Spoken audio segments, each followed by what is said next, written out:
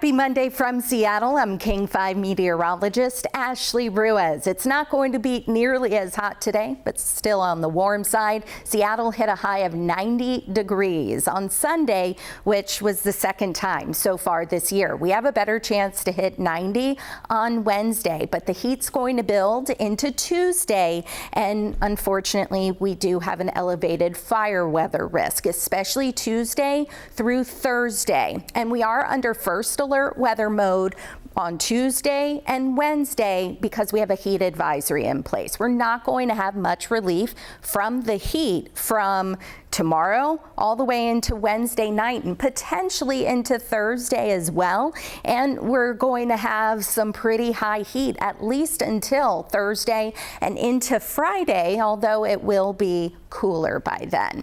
So this is the breakdown. So first alert weather mode Tuesday to Wednesday because of the heat and the elevated fire weather risk. So make sure you find ways to stay cool, stay hydrated, and take frequent breaks, especially if you work outside. Here's a look at the forecast highs for Tuesday. The orange, that indicates that heat advisory. That includes all of the I-5 corridor up to Whatcom County and then all the way down to the Oregon and Washington state line. Highs tomorrow from about Seattle southward, including the Cascade foothills, going to be in the upper 80s, potentially a few spots in the lower 90s. From Everett northward, you see low and mid 80s, except for the Cascade foothills. Then we turn the page into Wednesday, and this is when our temperatures are expected to peak. Low and mid 90s for the Puget Sound region, at least Central Sound, but then North Sound generally in the low and mid 80s. So our typical hot spots likely going to reach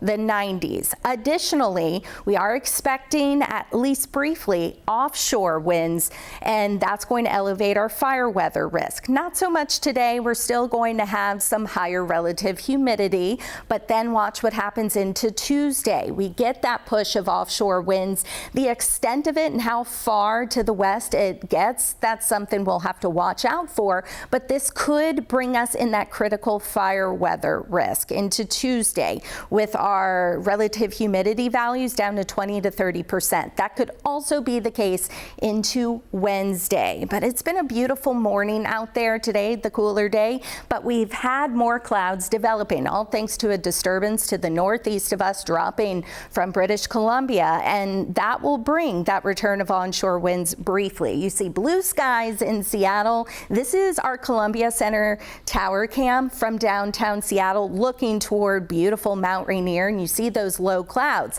Then off to the coast, we have cloudy skies. It's going to be windy close to the coast as well. And you see these clouds, how they're starting to build as we get that push of onshore winds, especially over the South Sound from Tacoma down to the beaches and then all the way to the northeast. For today, thanks to those onshore winds, even if it's just slightly, we're going to have highs in the mid and upper 70s to around 80 for Puget Sound, then north of Seattle, low and mid 70s, and the coast, as always, going to be cooler. Tonight, we'll have lows in the low and mid 50s to our south and near 60 for Seattle before that big warm up. And then into the afternoon, you see how some clouds will likely stick around, but then we're clearing overnight and into our Tuesday. So you see 88 on Tuesday, followed by Wednesday at 92 degrees, and then we'll finally start to see the heat back off.